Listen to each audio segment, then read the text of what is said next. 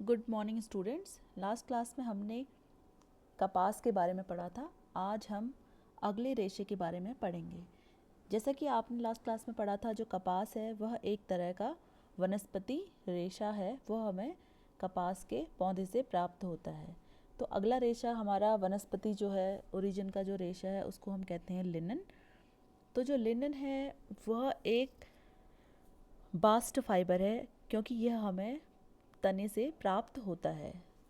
Linen एक पौधे से प्राप्त होने वाला फाइबर है, जो कि हमें फ्लैक्स पौधा, जिसको हम सन भी कहते हैं हिंदी में, इस पौधे के डंठल से हमें प्राप्त होता है। और जो इससे पौधे से बीज प्राप्त होते हैं उनको हम अलसी कहते हैं।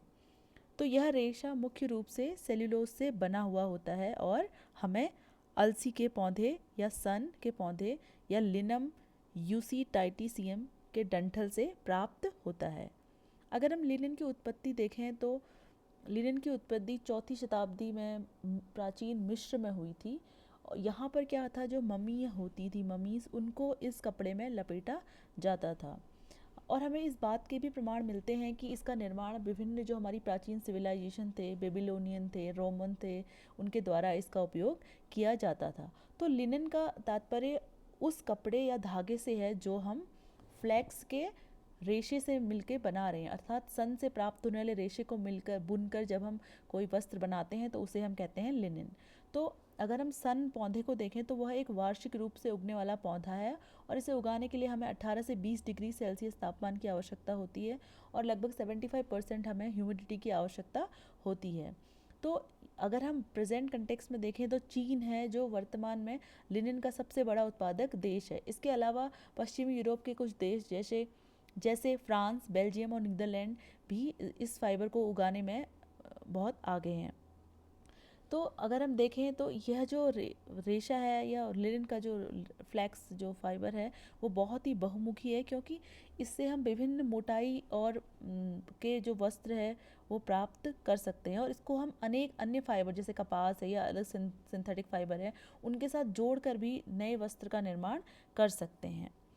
तो अगर हम देखें कि कैसे फ्लैक्स के पौधे से हम लिनन के फाइबर को बनाते हैं, तो इसकी प्रक्रिया में विभिन्न चरण आते हैं, जिसमें पहला चरण है कल्टीवेशन, उसके बाद की जाती है उसकी हार्वेस्टिंग, अगला स्टेज है रिपलिंग, अगला है retting, then breaking and then hackling. तो हम वन बाय वन इसको पढ़ेंगे कि कैसे फ्लैक्स के पौधे से हम लिनन फाइबर को प्राप्त करते हैं।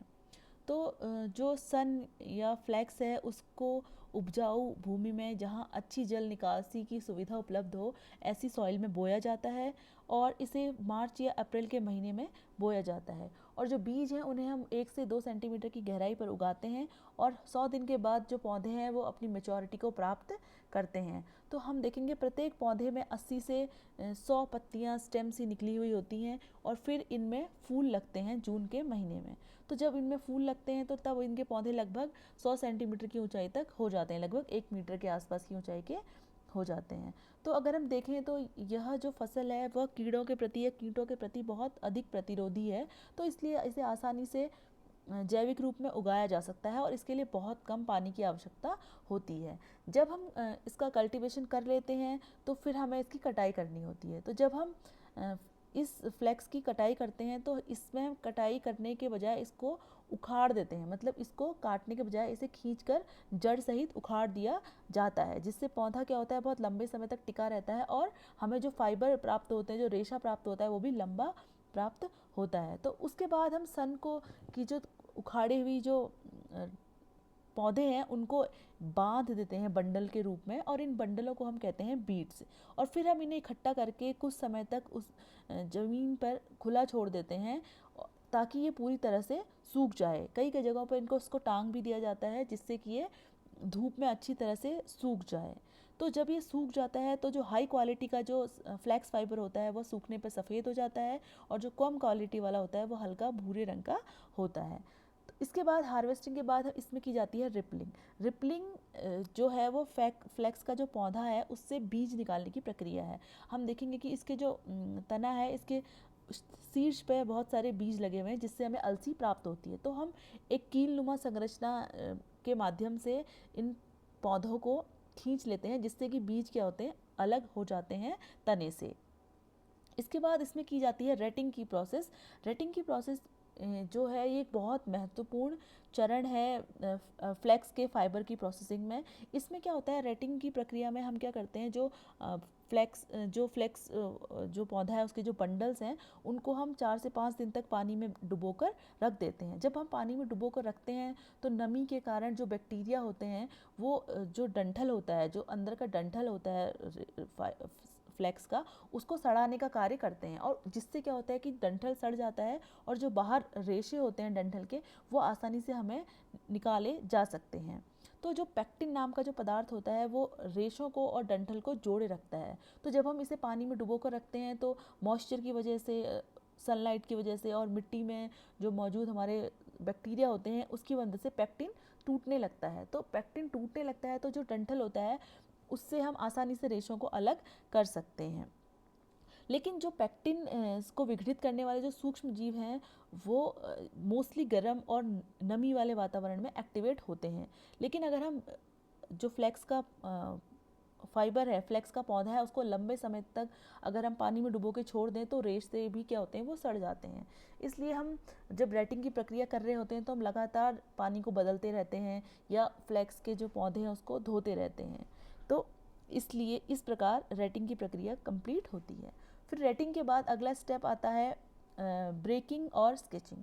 तो ब्रेकिंग में क्या है कि इसमें जब हमने अभी रेटिंग के द्वारा जो डंठल को गलाया है तो अब हम क्या करेंगे, उसको बाहर निकाल कर रेशों को, जो तने हैं फ्लेक्स के पौधे के, उसको हम, उसके जो डंठल है उसको और छोटे छोटे टुकड़ों में तोड़ते हैं ताकि इससे जो फाइबर है वो ईजिली निकल जाएं।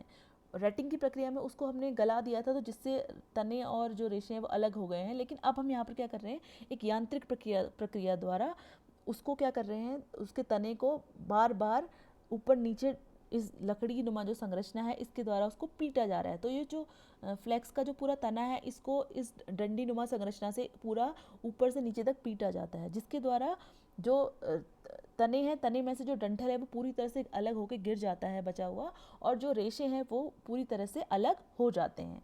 इसके बाद आती है अगली प्रक्रिया जिसको हम कहते हैं हैकलिंग। हैकलिंग प्रक्रिया द्वारा जो हमें रेशे प्राप्त हुए हैं अब सन के, उन रेशों को क्या करते हैं, कंघी नुमा संरचना के माध्यम से हम गुजारते हैं या उनसे खींचते हैं। तो उससे क्या होता है कि जो उलझे हुए जो रेशे हैं एक तो वो सीधे हो जाते हैं और इनमें क्या होते हैं, ये कोमल और चमकीले हो जाते हैं। तो सबसे पहले इनको दूर दूर लगी कीलों के साथ माध्यम से गुजारा जाता है। तो उससे क्या होता है, इनमें लगा हुआ जो भूसा या जो अन्य पदार्थ होते हैं वो अलग हो जाता है, और फिर हम इसको पास पास स्थित कंघियों के माध्यम से गुजारते हैं। तो ऐसा करने से हमें जो रेशा होता है वो सीधा, चमकीला और कोमल प्राप्त होता है। तो फिर हम इसके बाद इसमें कताई की प्रक्रिया को अपनाते हैं। तो ये थी हैकलिंग प्रक्रिया। इसके बाद इसमें अगली प्रक्रिया जो की जाती है वो है स्पिनिंग। स्पिनिंग मीन्स कताई करना। तो सन के तने से जो प्राप्त होने वाले रेशे हैं उनको हम कताई करके धागे में परिवर्तित करते हैं। तो जो सन के रेशों की कताई है वो दो प्रकार से की जाती है, एक है गीली कताई और दूसरी है सूखी कताई। तो जो अब हमें पतला जो हमें धागा प्राप्त करना होता है जिससे हम घरेलू कपड़े या ड्रेस डिज़ाइन करते हैं, तो उसको हम गीली कताई की प्रक्रिया द्वारा बनाते हैं। तो गीली कताई की प्रक्रिया में क्या होता है कि हम जो रेशे होते हैं सन के उनको 60 डिग्री सेल्सियस तक गर्म पानी में डुबोते हैं, है ना, जिसके द्वारा हमें बहुत महीन धागे प्राप्त होते हैं। लेकिन जब हम सूखी कताई करते हैं तो सूखी कताई से हमें कंपैरेटिवली हमें मोटे धागे प्राप्त होते हैं। तो इन मोटे धागों का उपयोग हम फर्नीचर, रस्सी इत्यादि बनाने में करते हैं। तो यह थी फ्लेक्स के जो पौधे हैं उससे लिनन के फाइबर को बनाने की प्रक्रिया, जिसमें ये निम्नलिखित चरण थे। तो अब हम देखते हैं जो लिनन के रेशे हैं उनके गुण क्या क्या हैं। अगर हम बात करें भौतिक गुण में उसके रंग की, तो जो फ्लेक्स फाइबर है उसका रंग हमारा हल्की पीले से लेकर भूरा तक वेरी करता है, और ये कलर जो है ये किस जलवायु में फ्लेक्स के पौधे को उगाया गया है उस पर और किस प्रकार रेटिंग की प्रक्रिया को किया गया है उस पर निर्भर करता है। अगर हम बात करें लिनन के रेशों की लंबाई की, तो यह एक लंबा रेशा है, इसकी लंबाई 10 से लेकर 100 सेंटीमीटर तक होती है। क्योंकि हमने पढ़ा कि जो फ्लेक्स का जो पौधा है उसको हम काटने के बजाय सीधे उखाड़ लेते हैं, फिर उसको की रेटिंग की जाती है। तो उखाड़ने से हमने पढ़ा था कि जो उसकी पौधे की लंबाई है वो लगभग 100 सेंटीमीटर तक होती है, तो उतनी ही लंबाई का रेशा भी हमें प्राप्त होता है। लेकिन अगर हम देखें एवरेज, क्योंकि कुछ रेशा विभिन्न प्रोसेस करने में, रेटिंग, हैकलिंग करने में कुछ रेशा टूट भी जाता है, तो हमें जो एवरेज जो रेशे की लंबाई प्राप्त होती है वह 50 सेंटीमीटर तक होती है। क्योंकि जो लिनन के रेशे हैं वो क्रिस्टली संरचना उनमें पाई जाती है, तो इसलिए ये काफ़ी मजबूत फाइबर होते हैं।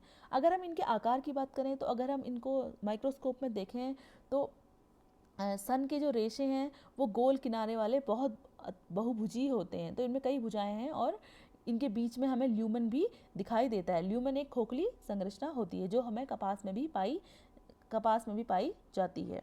तो लेकिन सन के जो रेशे हैं इनकी चौड़ाई क्या होती है, अनियमित होती है। ये नियमित चौड़ाई के नहीं होते हैं, लेकिन इनमें कोई घुमाव नहीं पाया जाता, ये सीधे सीधे होते हैं। जैसे कपास के रेशों में घुमाव दिख रहा था, रिबन लाइक स्ट्रक्चर था, लेकिन यहाँ पर जो फ्लेक्स के फाइबर है या लिनन का फाइबर है वह बिल्कुल सीधा सीधा है। लेकिन इनमें क्या है, नोड्स पाए जाते हैं, इसमें गांठ नुमा संरचना पाई जाती हैं कुछ कुछ अंतराल पर, जिनको हम कहते हैं नोड्स।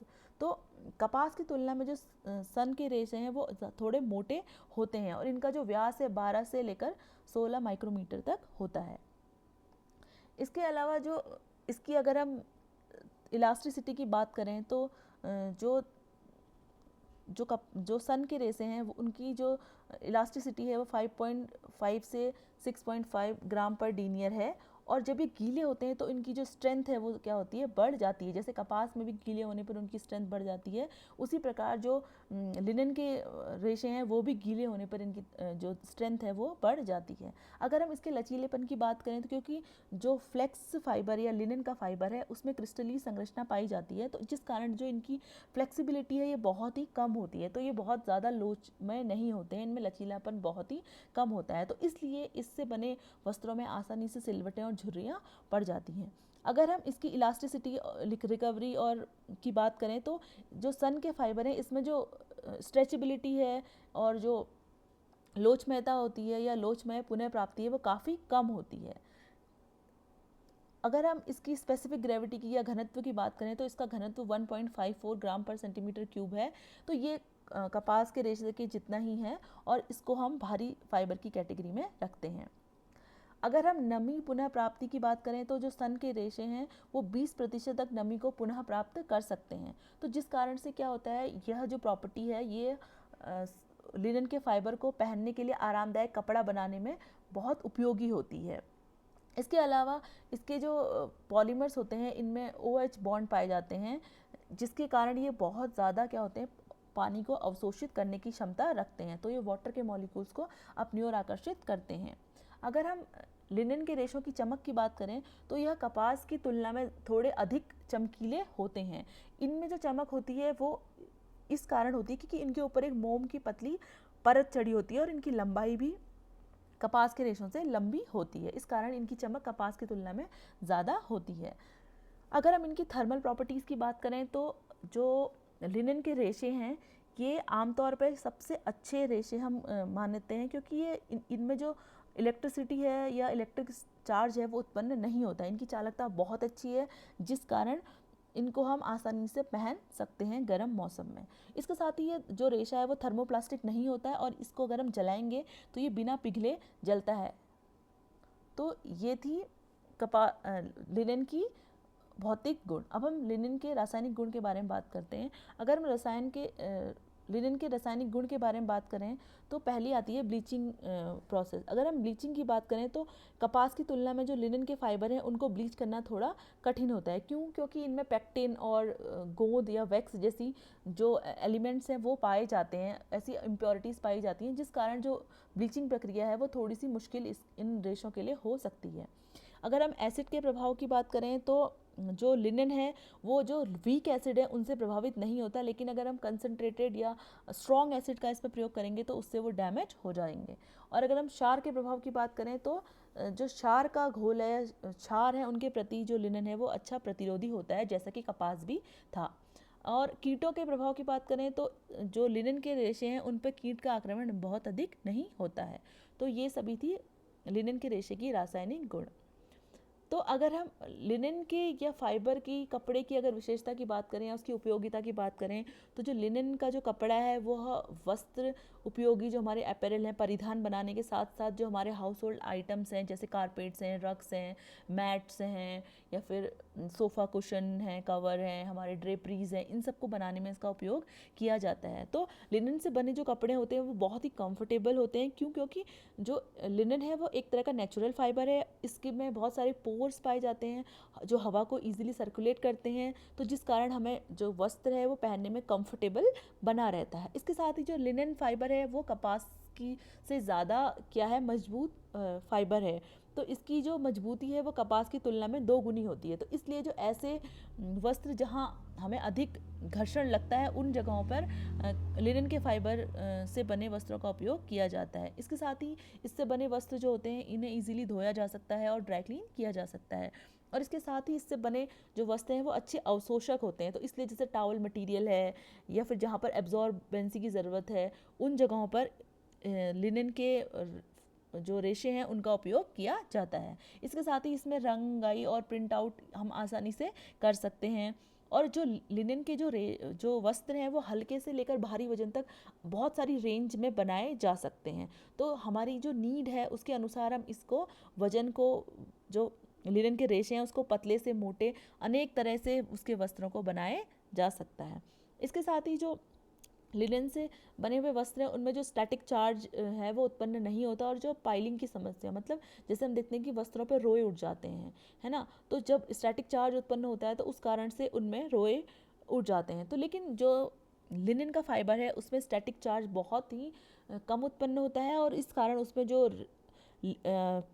पीलिंग की समस्या है, जिसे हम कहते हैं कि रोए उठना, वो समस्या इसमें नहीं होती है। और इसके साथ ही जो लिनन का फाइबर है वो एक अच्छा घर्षण प्रतिरोधी है, मतलब इसमें ताकत अच्छी है, तो इसलिए इसको लंबे समय तक टिकाऊ जो कपड़ा है वो हमें इससे प्राप्त होता है। तो ये थी लिनन फाइबर की विशेषताएं। तो हम कह सकते हैं कि जो लिनन फाइबर है वह हमें जो फ्लेक्स का पौधा है या सन का जो पौधा है उसकी तने से प्राप्त होने वाला एक फाइबर है, जो कि कपास से दुगनी स्ट्रेंथ रखता है और बहुत वाइड रेंज में टेक्सटाइल इंडस्ट्री में उपयोग किया जाता है। आई होप आपको इसमें लिनन की प्रॉपर्टीज समझ आ गई होंगी। अब हम नेक्स्ट क्लास में अगले फाइबर के बारे में पढ़ेंगे। तब तक के लिए थैंक यू, बाय बाय।